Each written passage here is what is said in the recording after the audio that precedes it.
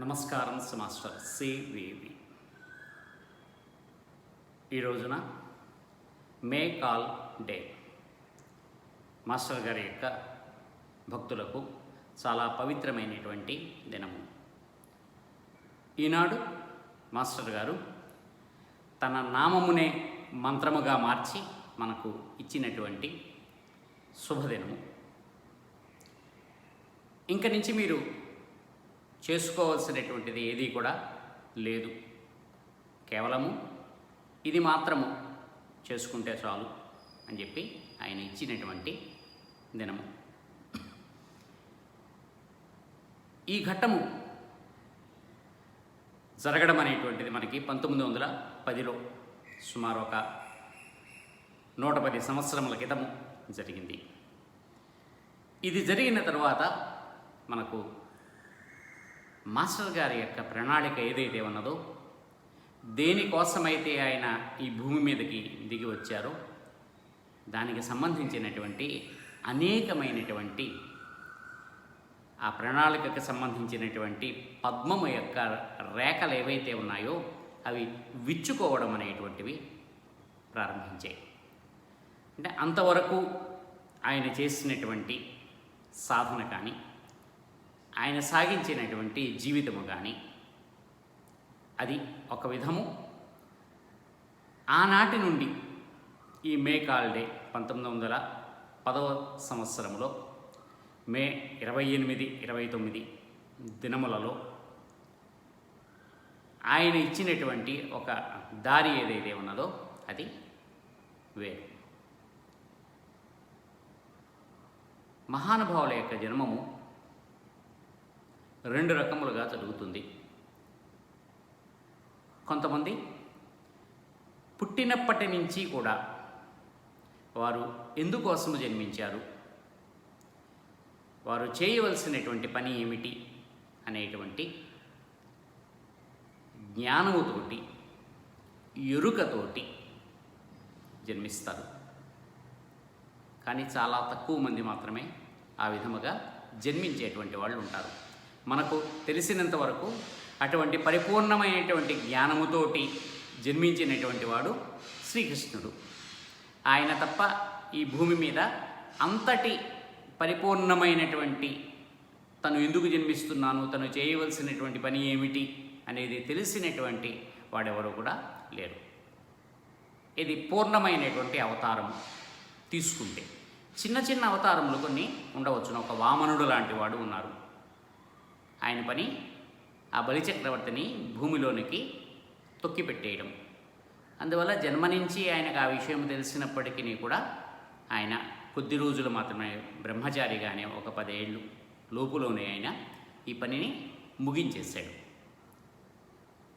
పూర్ణమైనటువంటి జీవితము ఆయన గడపవలసినటువంటి అవసరము రాలేదు. రాముడిగా జన్మించినప్పుడు ఆయన తనేమిటి అనేటువంటిది తనకే తెలియనటువంటి ఒక మాయను తన చుట్టుకుని వచ్చాడు. అందుకని మానవునిలాగే జీవించాడు. అప్పుడప్పుడు తనలో ఉండేటువంటి దివ్యత్వం ఏదైతే ఉన్నదో అది బయటపడినదే తప్ప మిగిలినటువంటి సమయములలో మానవుడిగానే జీవించాడు. అదే రకముగా మనము కనుక చూస్తే మహానుభావుల యొక్క చరిత్రలని మనము కనుక అధ్యయనం చేస్తే కొంతకాలం వారి జీవితము మామూలుగానే గడుస్తుంది. తరువాత ఏదో ఒక సంఘటన, దీనివల్లనో ఏదో ఒక స్పర్శ ఎవరిదో, దానివలన ఏం జరుగుతుంది, వారి జీవితంలో ఒక పెను మార్పు సంభవిస్తుంది. అంతకుముందు జీవితము వేరు, ఆనాటి నుంచి జీవితము వేరు. చాలామంది యొక్క జీవితములలో ఈ రకముగానే ఉంటుంది. కొద్ది మందిలో తప్ప మనము శంకరాచార్యులు మొదలైనటువంటి వాళ్ళని చూసుకుంటే, రామకృష్ణ పరమహంస ఇలాంటి వాళ్ళకి బహుశా వాళ్ళు ఎందుకోసం వచ్చారు, వాళ్ళు చేయవలసినటువంటిది ఏమిటి అనేటువంటిది తెలిసినటువంటి జ్ఞానముతోటే వాళ్ళు వచ్చారు. లేదా కనీసము పుట్టిన అతి కొద్ది కాలములోనే తెలుసుకున్నటువంటి వాళ్ళు ఉన్నారు. ఆ రకముగా జరగచ్చు. కొంతమందికి జీవితము చాలా భాగము గడిచిన తర్వాత కానీ తెలియదు. అప్పుడు కొన్ని సంఘటనలు జరుగుతాయి. దానికి ప్రేరణగా వాళ్ళ జీవితం సాగుతూ ఉండగా వాళ్ళు చేసేటువంటి సాధన అనేటువంటిది కొంత ఉంటుంది. అయితే మాస్టర్ గారి యొక్క సివివి గారి యొక్క విషయంలో ఒక చిన్న సందేహము వస్తుంది. ఎందుకంటే సివివి గారి యొక్క శిష్యులందరికీ కూడా ఆయన సాక్షాత్తు పరబ్రహ్మ యొక్క స్వరూపము. ఆయనే ఈ భూమి మీదకు దిగి వచ్చారు అని నమ్మకం. మరి సాక్షాత్తు పరబ్రహ్మ అయినటువంటి వాడు భూమి మీదకి దిగి వస్తే తను ఎందుకు దిగి వచ్చాను, తను చేయవలసినటువంటి పని ఏమిటి అని మొదటి రోజు నుంచే లెక్క పెట్టుకుని ఆ పని చేయడానికి ప్రణాళికను సిద్ధము చేసుకుని ఏం చేస్తే బాగుంటుంది అని చెప్పి చెయ్యాలి కదా. సాధారణమైనటువంటి జీవితము గడపవలసినటువంటి అవసరము లేదు కదా అంతటి పరబ్రహ్మస్వరూపునికి. మామూలుగా ఏదో అంశతో దిగొచ్చారు అని అంటే వేరు, సాక్షాత్తు పరబ్రహ్మమే దిగి వచ్చింది అని అన్నప్పుడు అంటే ఆయన రావడమే అటువంటి సంకల్పంతో వచ్చారు. పరబ్రహ్మ జ్ఞానము తనలో నిండి ఉన్నటువంటి వానిగా కాకుండా ఒక మానవమైనటువంటి జ్ఞానముతోటే ఈ జీవితము సాగించడము, ఈ భూమి యొక్క ఈ సృష్టి యొక్క స్థితిగతులు ఏ విధముగా ఉన్నాయి, ఈ పరిణామ క్రమములో ఈ సృష్టి ఎంతవరకు వచ్చినది, ఈ భూమి యొక్క వికాసము ఏ రకముగా జరిగినది అనేటువంటిది కొలవడము కోసము వచ్చినట్టుగా ఆయన వచ్చారు.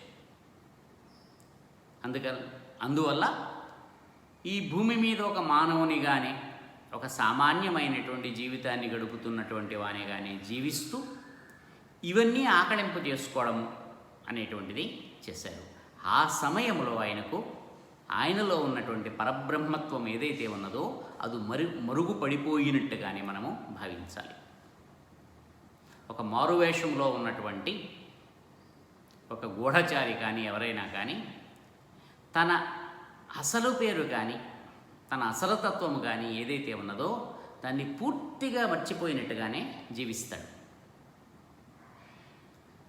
తను ఏ వేషమైతే ధరించాడో దానికే ప్రతిస్పందిస్తూ ఉంటాడు. లేకపోతే ఆ జీవితము గడపలేడు. ఆ మారువేషము వేసినటువంటి ప్రయోజనము ఉండదు. మధ్యలో ఆ జీవితము కనుక తనకి అడ్డుపడుతూ ఉంటే, అందువల్ల పూర్తిగా ఆ జీవితాన్ని విడిచిపెట్టేసి కేవలము ఈ జీవితము మాత్రమే తనదిగా భావించి ఆ రకముగానే జీవించడం అనేటువంటిది చేస్తాడు. మాస్టర్ గారు కూడా ఆ రకముగానే జీవించారు. అందుకని ఆ సమయంలో ఆయనకు తను పరబ్రహ్మ అనేటువంటిది కానీ లేకపోతే మరొక అంశం అనేటువంటిది కానీ తను భూమి మీద ఎందుకు వచ్చారు అనేటువంటిది కానీ ఇవేవి కూడా తెలియవలసినటువంటి అవసరము లేదు ఆయనకి.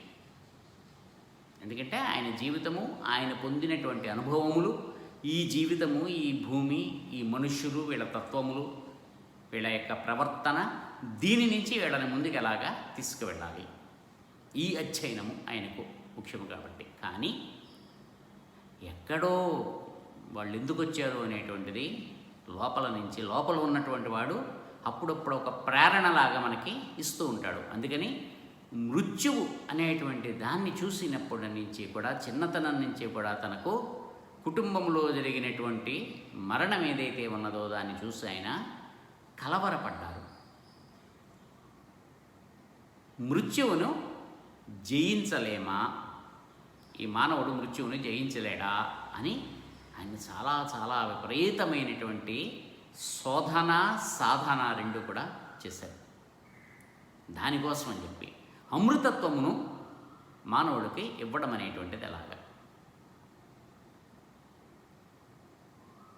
అంటే ఒక రకమైనటువంటి తపన మనిషిలో ఉండాలి.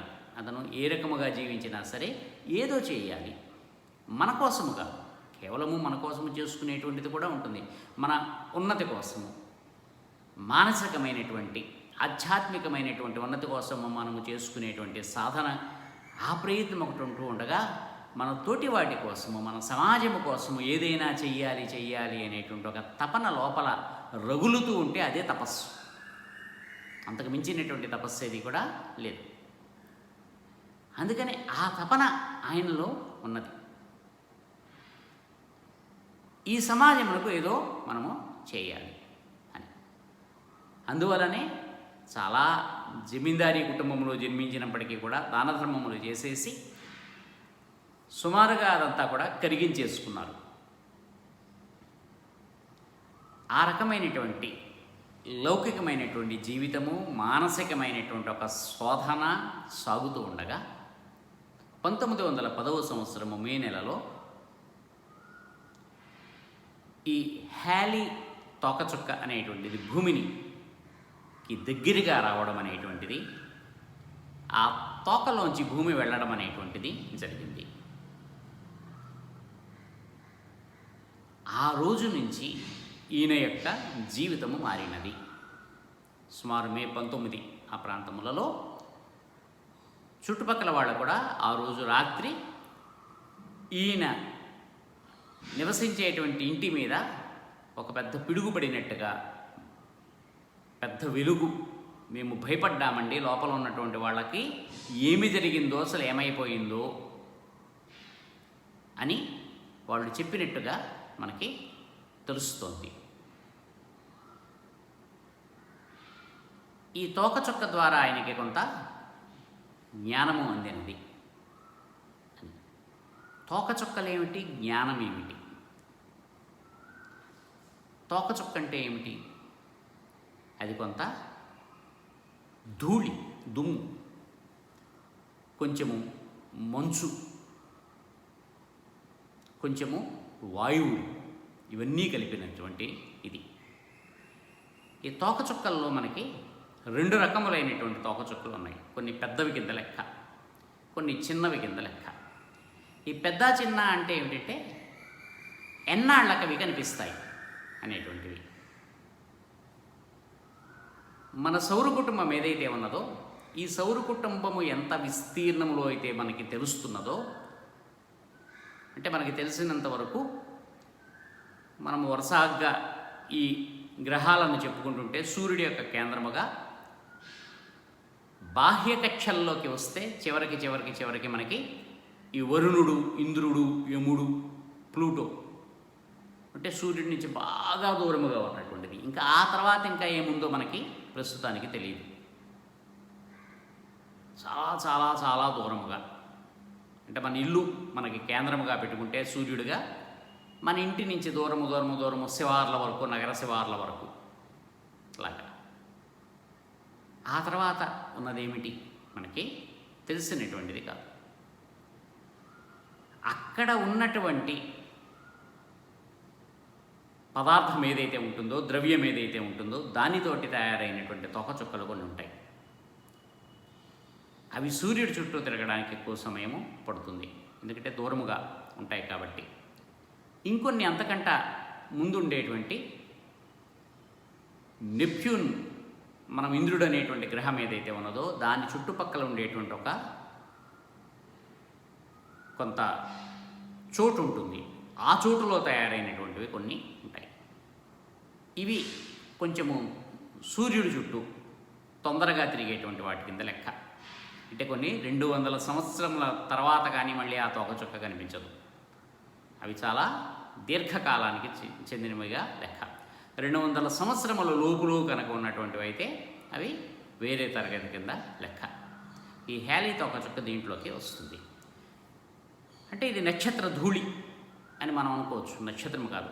కొన్ని తోకచుక్కలు నక్షత్రములుగా మారలేక తోకచుక్కలుగా అయినవి అని కొంతమంది చెప్తారు. అసలు ఈ నక్షత్రములు, తోకచుక్కలు, ఈ సౌర కుటుంబము అసలు ఎలాగ ఏర్పడుతుంది దాంట్లో అంటే మనం కొన్నే తీసుకుందాం, అన్నీ కాదు. నక్షత్రములు, ఈ తోకచుక్కలు. ముందు నక్షత్రాల గురించి చెప్పుకుందాం, ఎందుకంటే అది మనకి తెలిసినటువంటిది కాబట్టి. నక్షత్రాలు మనకి సృష్టి ప్రారంభమైనప్పటి నుంచి కూడా ఉంటాయి.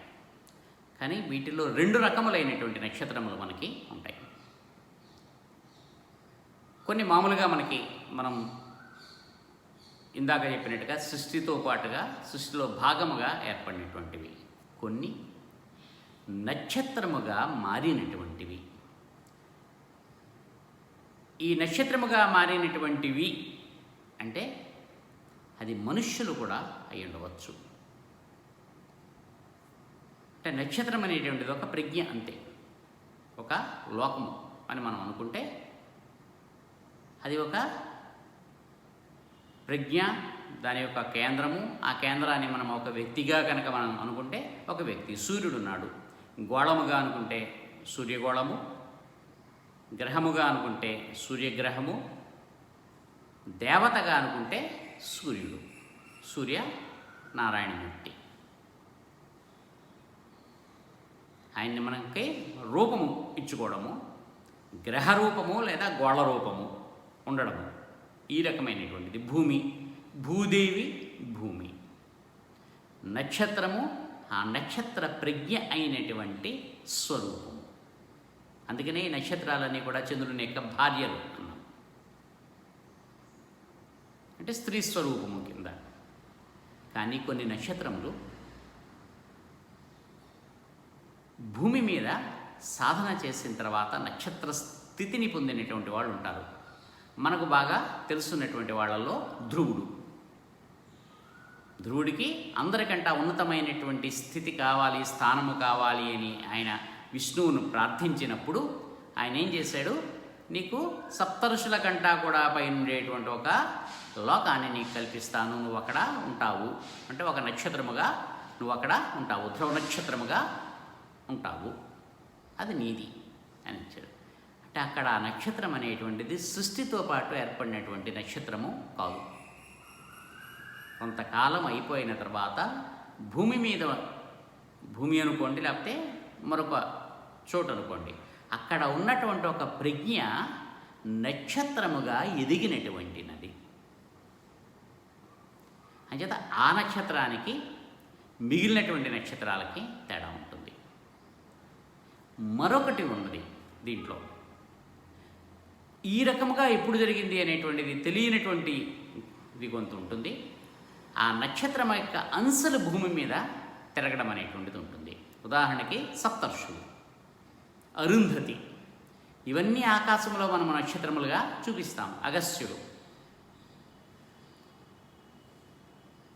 వీళ్ళందరినీ మనము నక్షత్రములుగా ఆకాశంలో సప్తర్షి మండలము అని చెప్తాం. కానీ వాళ్ళు భూమి మీద కూడా ఉన్నారు మనకి. వీళ్ళే ఆ అంశగా నక్షత్రములుగా ఎదిగారా ఇందాక ధ్రువుడిలాగా, లేక ఆ నక్షత్రం యొక్క అంశతోడి భూమి మీదకి జన్మించారా?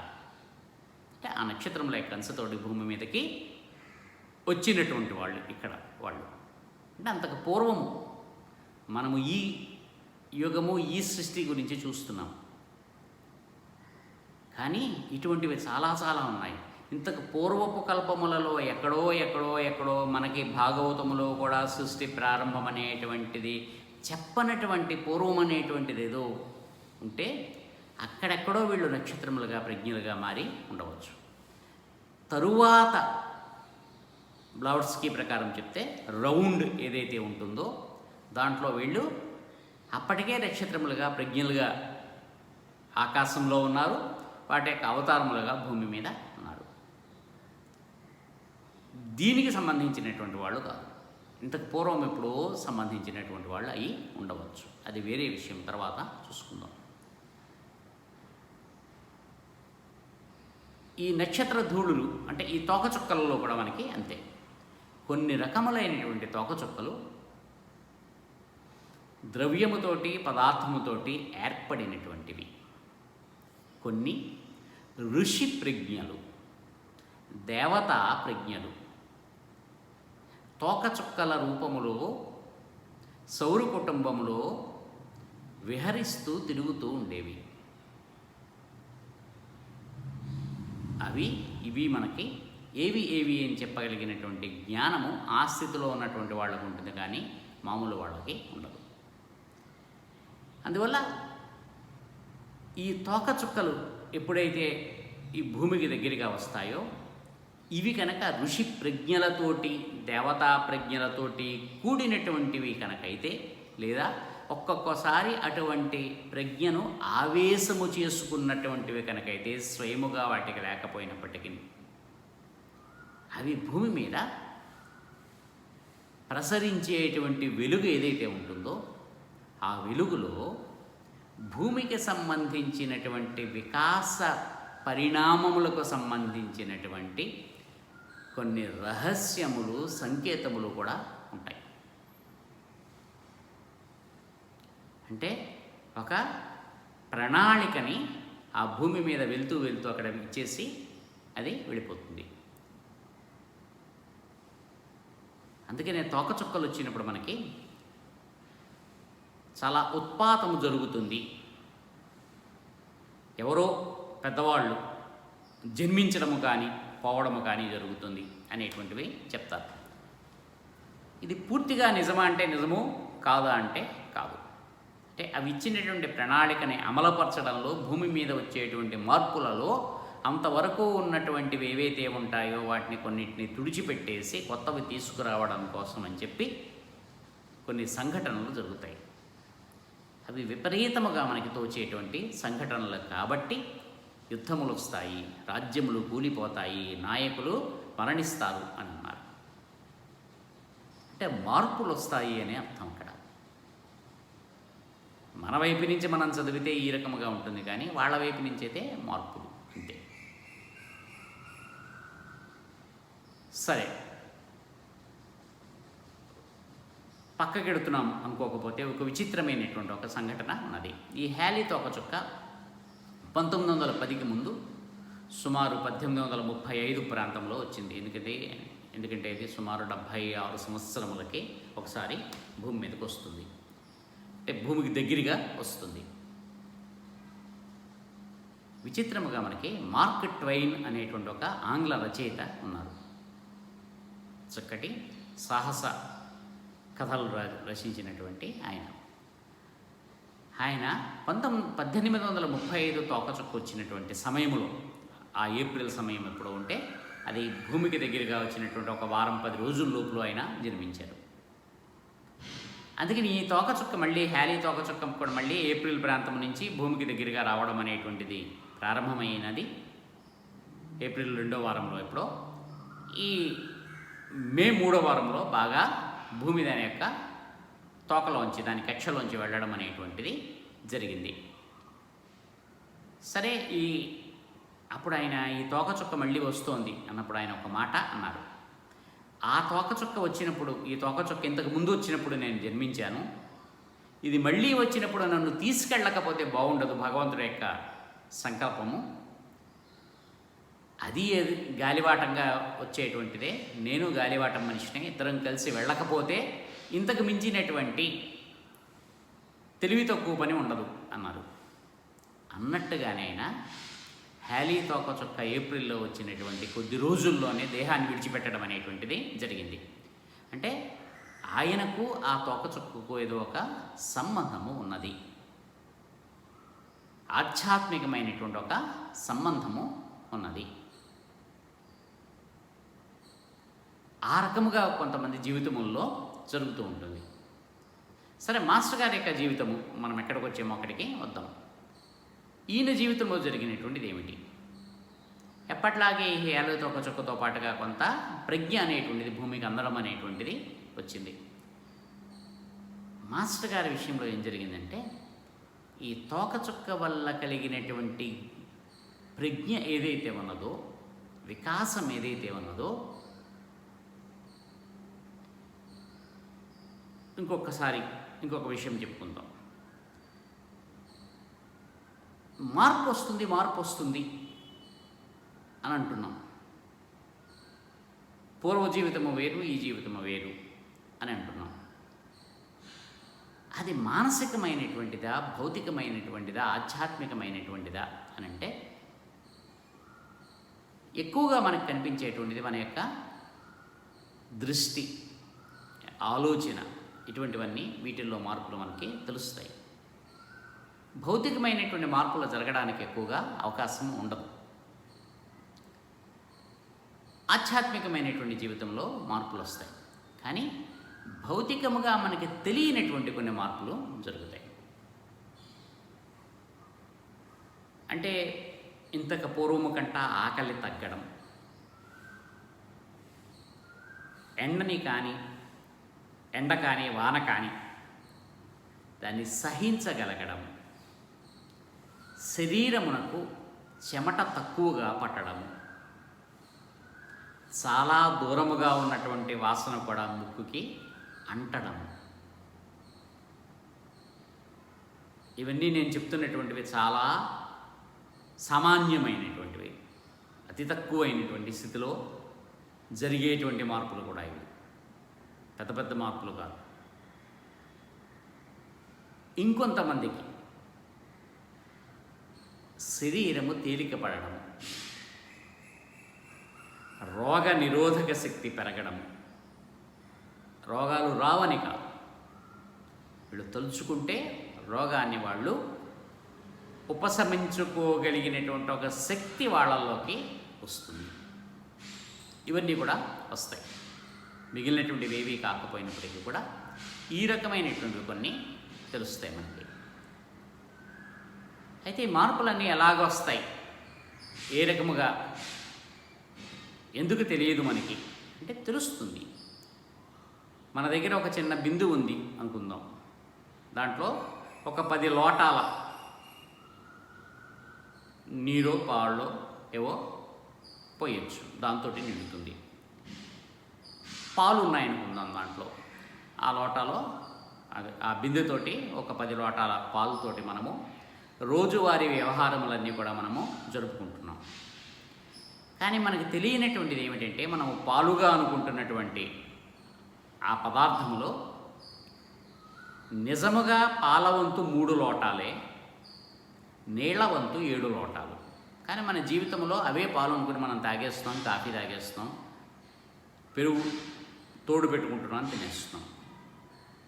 పెద్దవాళ్ళ స్పర్శ, సాన్నిధ్యం, ఒక గురువు, ఒక మంత్రం, ఒక సాధన, ఇటువంటి వాటిల్లోకి మనము ప్రవేశించినప్పుడు అవి మన మీద ప్రభావము చూపించడము ప్రారంభించినప్పటి నుంచి మనకి తెలియకుండా ఏమిటవుతుందంటే, మన దగ్గర ఉన్నటువంటి ఈ బిందెలోని పాలలో పాల శాతము పెరగడం మొదలు పెడుతుంది. మనకు తెలియదు. ఇంతకుముందు 3 లోటాల పాలు ఉండేవి, 7 లోటాలన్నీ నీళ్ళు ఉండేవి.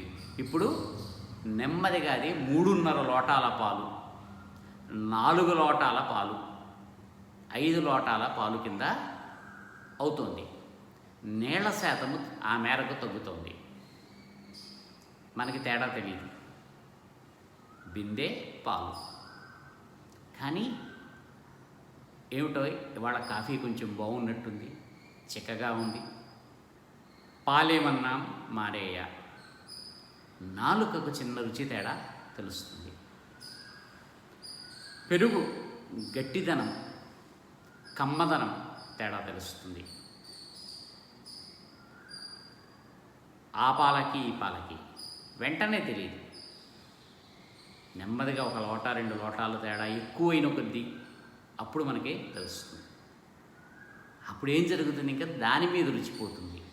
ఇప్పుడు మళ్ళీ ఆ నీళ్ళ పాలతోటి మీకు కాఫీ కానీ పెరుగు కానీ ఇస్తే బాగాలేదండి. ఎందుకని? చిక్కనైనటువంటి పాల యొక్క రుచి మనకి తెలిసింది.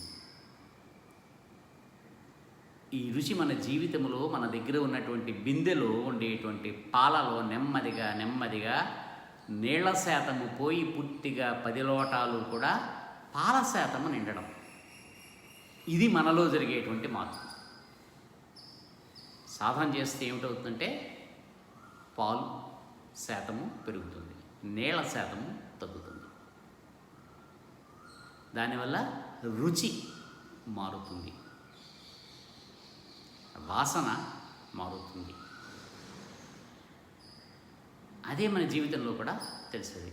చేస్తుంటే సాధన పూర్వ జీవితానికి ఈ జీవితానికి బయట వాళ్లకు తేడా తెలియకపోవచ్చు, మనకి తేడా తెలుస్తుంది.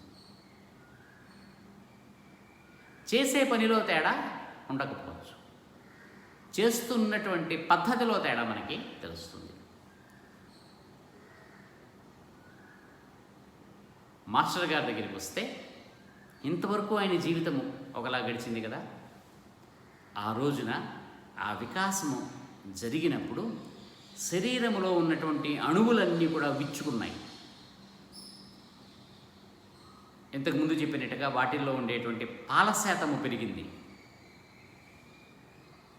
ఆయనకు లోకాలు ఇచ్చుకోవడం మొదలయ్యాయి. ఎక్కడికో ఒక ఊర్ధ్వగమనం, అలాగా పైకి వెళుతున్నారు ఆయన. ధ్యానంలో ఉన్నారు అప్పుడు, అంతవరకు కూడా ధ్యానం చేస్తున్నారు ఆయన. ఆ ధ్యానములో ఆయనకి ఇంతవరకు తాను దర్శించినటువంటి లోకములన్నీ గ్రహములు, నక్షత్రములు ఇవన్నీ కూడా దాటుకుంటూ ఒక లోకంలోకి వెళ్ళారు ఆయన. అక్కడ ఎవరున్నారు? ఈయనే ఉన్నారు ఇక్కడ. ఇదేమిటి ఇక్కడ ఇంత దూరం నేను వస్తే ఇక్కడ ఉన్నటువంటిది ఎవరు? నేనే అంటే నేనే నువ్వు కాబట్టి అన్నారు ఆయన. అంతే, నువ్వు నేను ఒకటే కదా అన్నారు. సంభాషణగా జరిగింది కాదు, మానసికముగా దర్శనముగా జరిగినటువంటిది. అక్కడికి వెళ్తే ఏం చూసుకుంటామంటే మన్నే చూసుకుంటాం, ఇంకేం ఉండదు. మోక్షం అంటే ఏమిటంటే అద్దంలో మన మొహం మనం చూసుకోవడమే, అదే మోక్షం, అంతకు మించి ఏం లేదు. అక్కడ వరకు పెడితే ఎవరుంటారు? శ్రీమన్నారాయణ ఉన్నాడు. శ్రీమన్నారాయణలో మన మొహం మనకి కనిపిస్తుంది. కైలాసానికి వెడితే ఆయన ఉండడు, మనమే ఆ రూపంలో ఉన్నట్టుగా మనకి తెలుస్తుంది. తెలిసి అలా ఉండడం వేరు, తెలియకుండా ఉంటే హోమియోపతిలో ప్లాటినా అనేటువంటి ఒక రోగిలాగా ఉంటుంది. తెలిసినటువంటి వాళ్ళకి పరబ్రహ్మ స్వరూపము తానే అని ఆయనకి అర్థమైనప్పుడు మళ్ళీ కిందకి దిగొచ్చారు.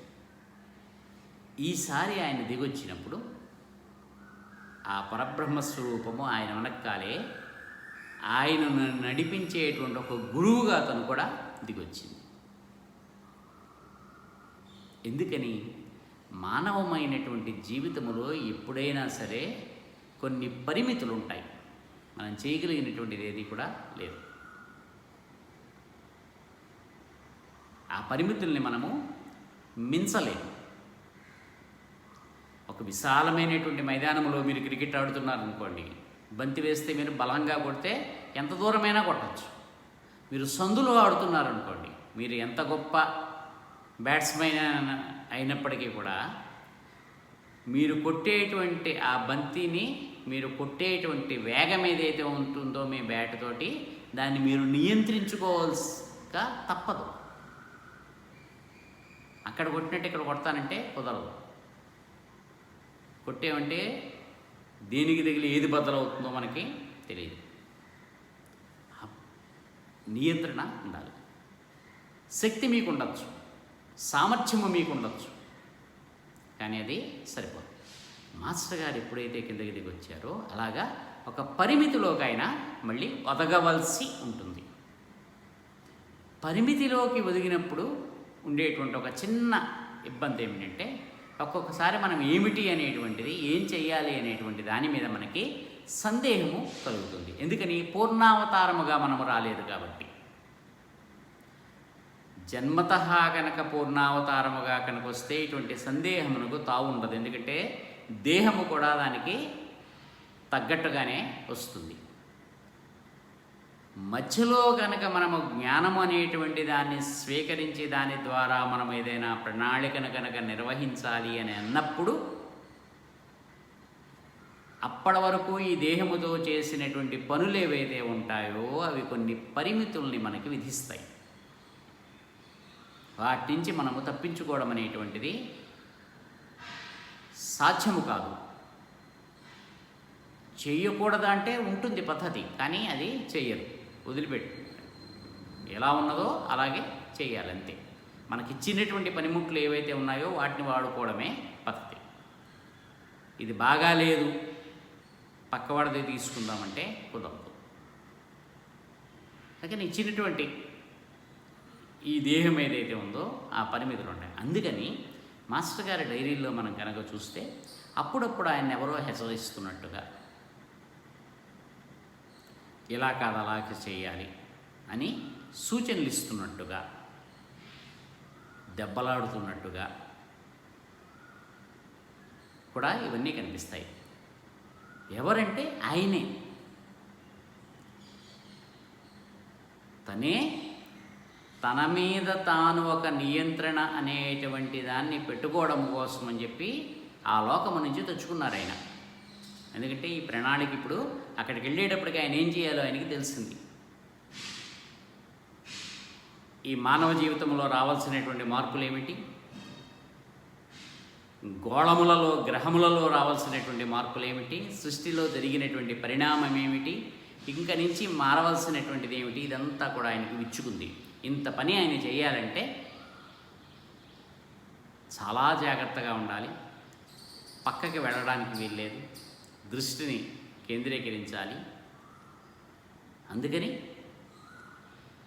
తనతో పాటు ఆయన ఏం చేశారు, తన యొక్క స్వరూపాన్ని మళ్ళీ తెచ్చుకున్నారు కిందకి. ఎంటీఏ అంటారు.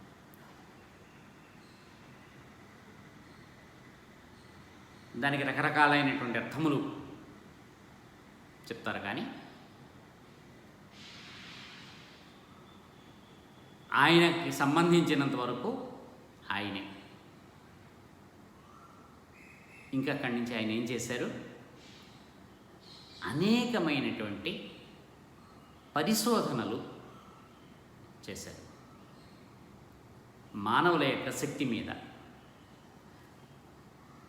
మానవుల యొక్క సామర్థ్యము మీద మీడియంస్గా పెట్టుకుని, ఎందుకంటే తను ఇవ్వబోయేటువంటి ప్రణాళిక ఏదైతే ఉన్నదో దాన్ని వీళ్ళు ఎంతవరకు స్వీకరించగలరు, ఈ దేహములతోటి, ఈ మానవమైనటువంటి దేహములతోటి ఎంతవరకు సాధ్యం వీళ్ళకి, నేను ఒకవేళ ఎక్కువ ఇస్తే ఈ దేహములు తట్టుకోగలవా, అది కూడా ఆయన చూసుకున్నారు. చూసుకుని వీళ్ళకి సాధన ఏదైనా సరే ఇచ్చి ఈ రకంగా చేయండి అనేటువంటి దానికంటా కూడా వీళ్ళల్లో నేనుండి నేనే సాధన కనుక చేస్తే, వీళ్ళకి చేసి పెడితే ఇది సులభమైనటువంటి మార్గం అవుతుంది అని ఆయన భావించారు. ఇది ఆయన యోగములో ఉండేటువంటి కొత్తదనం. మనము చేయవలసినటువంటి అవసరం కాకుండా ఆయన చేసి పెడతాను అని అంటాం. అందుకని ఆయన ఏమన్నారు, నూతన యోగము అన్నారు. దీని గురించి ఇంతకు పూర్వం మీరు ఎక్కడ వెతక్కండి అన్నారు. ఎందుకని ఇంతకు పూర్వం ఉండేటువంటివన్నీ కూడా మీరు చేసుకోండి మీ సాధన అని. నేనేం చేశారు, నీ హోంవర్క్ నేను చేసి పెడతాను, నువ్వు అలా కూర్చో అంటున్నారు. విచిత్రమైనటువంటి పరిస్థితి ఇది. అలాంటప్పుడు మనకు వస్తుందా, వస్తుంది, నీకెందుకు, నేను చూసుకుంటాను కదా నీ లోపల ఉండి అన్నారు. మరి ఎలాగా అంటే ఏం లేదు, నువ్వు నాకు సమర్పణ చెందు అన్నారు. అక్కడే తేడా. ఇంతకు పూర్వం వాళ్ళు ఇచ్చినటువంటిది ఇదే, తేడా ఏం లేదు నిజానికి. సమర్పణ చెంది సాధన చేసుకో అన్నారు వాళ్ళు. నువ్వు సమర్పణ చెందు, సాధన నేను చేసి పెడతాను అని ఈయన అన్నాడు. రెండింటికి నిజానికి తేడా లేదు. ఎందుకని, సమర్పణ చెందితే అప్పుడైనా సరే సాధన వాడు చేస్తుంటే గురువు వెనకాలండి తోస్తాడు. ఆ విషయం వాళ్ళు చెప్పలేదు. ఈయనేం చేశారు, ఆ రహస్యాన్ని ఇప్పేశారు. నువ్వు నాకు సమర్పణ చెందంతే, నేను లోపల నుండి చేసి పెడతాను. తాళం చెవి నాకు ఇచ్చేయి, నేను శుభ్రం చేసి పెడతాను నీకు. తాళం చెవి ఇచ్చిన తర్వాత ఈ కొంతమంది సాఫ్ట్వేర్ వాళ్ళు ఉంటారు. వీళ్ళు పొద్దున్నే ఉద్యోగానికి వెళ్ళిపోతే ఆ పని మనిషి వచ్చి లోపల తాళం తీసి అవన్నీ శుభ్రం చేసేసి ఈ గదులు అవి గిన్నెలు అన్నీ తోమేసి మళ్ళీ తాళం వేసి వెళ్ళిపోతూ ఉంటుంది. కానీ ఆ ఇంట్లో విలువైనవేవి వీళ్ళు పెట్టుకోరు. అవన్నీ బ్యాంకు లాకర్లలో ఎక్కడో దాచుకుంటారు, లేదా రహస్యముగా వేరే తాళాలు వేసుకుంటారు. కానీ ఇక్కడ అలా కాదు. అలాంటి పప్పులేమీ ఉడకవు, అన్నీ ఈయనకి ఇచ్చేయాలి. లాకర్ తాళాలు, ఈ తాళాలు, ఎక్కడెక్కడ ఏం పెట్టామో అన్నీ కలిపి ఇచ్చేయాలి. ఇస్తే అప్పుడు ఆయన శుభ్రం చేయడం మొదలు పెడతారు. దాచుకుంటానంటే కుదరదు. ఇది ఇంకా మన దగ్గర ఉంచుకోవాల్సినటువంటిది ఏది ఉండదు. మొత్తం సమస్తమునకు మీరే యజమాని, ఈ సొత్తు మీదే అని ఇస్తే చేస్తాను, అప్పుడు అదే జరుగుతుంది. తేడా నిజానికి ఏమీ లేదు, కానీ ఈయన చెప్పారు. ఇంతేరా జరిగేటువంటిది, సులభము, నువ్వు ఇంకేం కష్టపడకు, నేను చేసుకుంటానులే, నీకు చేత కాదు.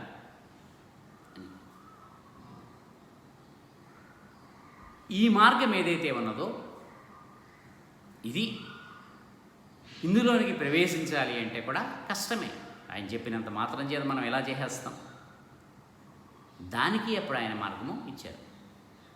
ఉదయము సాయంత్రము ఒక్కసారి మాత్రం నా నామం నువ్వు ఒకసారి స్మరించుకో, మిగతా పనులు నేను చేస్తాను. స్మరించి నీకొచ్చేటువంటి ఆలోచనలు కానీ ఊహలు కానీ ఇతరత్ర ఏవైతే ఉంటాయో బుర్రలోకి వచ్చేవి అవన్నీ కూడా నాకే సమర్పించాయి. ఏది నీ దగ్గర ఉంచుకో, నీకు వచ్చినటువంటిది ఏది నీ దగ్గర ఉంచుకోకు అన్నా. నిజానికి చండీయాగం చేసేటప్పుడు సప్తశతిలో కూడా అదే చెప్తారు. నువ్వు సంపాదించిన ద్రవ్యం అంతా ఆవిడ ముందు పెట్టేసి, అమ్మ అంతా నీదే అని యజ్ఞం చేయి. మొత్తం అంతా సమర్పించి నువ్వు కనుక యజ్ఞం చేస్తే, హోమం చేస్తే, అప్పుడు దాని యొక్క ఫలితము నువ్వు పొందుతావు. కొంచెము పక్కన పెట్టుకుని చేస్తే కుదరదు. మాస్టర్ గారు అదే చెప్పారు. నువ్వు నాకు సమర్పణ చెంది జీవితాన్ని, నీ జీవితం నువ్వు సాగించుకో, కానీ హైపోథికేటెడ్ టు మాస్టర్ సివివి. నువ్వు బండి ఎక్కితే నీ బండి సివివి గారి తనఖాలో ఉన్నది. నువ్వు అన్నం తింటుంటే ఈ అన్నము సివివి గారికి తనఖాలో ఉన్నది. ఆయన గోడవను నుంచి వచ్చినది, ఆయన ప్రసాదముగా వచ్చినది. నువ్వు గాలి పీలిస్తే ఈ గాలి ఆయన నీకు ప్రసాదించినది. ఏం చేసినా సరే ఆయనకు సంబంధించిందే. ఈ రకంగా నువ్వు జీవించాలి. అలా జీవించలేము కదా. జీవించడానికి కూడా మార్గం నేనే చెప్తా. నా నామం ఏదైతే ఉన్నదో అది నువ్వు ఉదయము సాయంత్రము 6 గంటలకు ఒకసారి కళ్ళు మూసుకుని చేసుకో. చెయ్యలేకపోతున్నానండి, మనస్సు నిలవటలేదు. ఆ మనస్సులోకి వచ్చినటువంటి చెత్త అంతా మళ్ళీ నాకే ఇచ్చేయి, నేను చూసుకుంటాను. కళ్ళు మూసుకు కూర్చో, ఏమీ చెయ్యి. ఏమొస్తుంది? సివివి గారు ఇది మీదే. అప్పుడు ఏం చేస్తాను? నేను నీలోకి ప్రవేశిస్తాను. నీలో ఉన్నటువంటి ఆ బిందులోని పాలల్లో నీళ్ల శాతము తగ్గిస్తూ పాల శాతము పెంచుతూ వస్తారు. కొన్నాళ్ళకి ఏమవుతుంది? బిందులో పరిపూర్ణముగా పాలే ఉంటాయి. అది అమృతత్వము, అది ఆనందము. ఆ రుచి ఇంక నీకు ఉండదు. అక్కడ పాలు ముఖ్యం. ఈ బిందులోంచి తీసి ఇంకో బిందులోకి వచ్చినప్పటికీ ఈ పాలల్లాగే ఉంటాయి. ఆ స్వచ్ఛత, ఆ రుచి, ఆ కమ్మదనముతోటే ఉంటాయి. శరీరము మారచ్చు, బిందు తోమాలి కదా అప్పుడప్పుడు. ఎంత వెండి బిందె అయితేనే, బంగారం బిందె అయితేనే కడగకుండా మళ్ళీ వాడలేంగా. శరీరం కూడా కడుక్కోవడానికి పక్కకి తీసేయి, ఇంకో శరీరం పెట్టుకుంటే పెట్టుకో. మాస్టర్ గారు ఇచ్చినటువంటి అమృతత్వం అది. పాలు అమృతముగా మారడం, బిందెలాగా ఉండడం కాదు. చాలామంది పొరపాటు పడేటువంటిది ఏమిటంటే బిందె కూడా అన్నారు. బిందె ఉండదు. ఎందుకంటే శరీరంలో ఒక ధర్మం ఉన్నది. ఆ ధర్మాన్ని మనము కాదనలేము. కాకపోతే ఏమిటంటే నీకు కావాలంటే మళ్ళీ ఇవే రూపురేఖలు నీకు తెచ్చుకో. ఈ రూపురేఖలతోటి మళ్ళీ జన్మిస్తాం అవసరమైతే. ఋషుల యొక్క ప్రజ్ఞలో లాగా ఉంటాయి.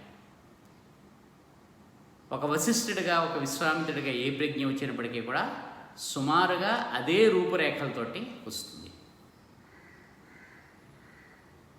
ఆ ప్రజ్ఞామయమైనటువంటి శక్తితోటే వస్తుంది. అది వేరు. మాస్టర్ గారు ముందు చెప్పినటువంటి అమృతత్వం, అమరత్వం అంటే నీలో ఉండేటువంటి నీటి శాతం ఏదైతే ఉన్నదో అది తొలగించడము. ఇది నేను చేసి పెడతాను అని ఆయన అన్నారు. అందుకోసం అని చెప్పి ఈ రోజున ఆయన మనకి ఆయన యొక్క నామాన్ని మంత్రముగా ఇచ్చారు. అటువంటి పుణ్యమైనటువంటి పవిత్రమైనటువంటి దినము కాబట్టి ఈ మేకాల్ డే అనేటువంటి దాన్ని మనం హృదయములో పెట్టుకుని మాస్టర్ గారు మన కోసము చేసినటువంటిది ఏదైతే ఉన్నదో ఆ ప్రణాళికలో, ఆయన యొక్క మార్గములో, ఆయనలో మనము కూడా భాగముగా ఉందుముగాక. అటువంటి శక్తి సామర్థ్యములను, బుద్ధిని ఆయన మనకు ఇచ్చెదరుగాక అని ప్రార్థిద్దాము. మాస్టర్ సివివి నమస్కారం.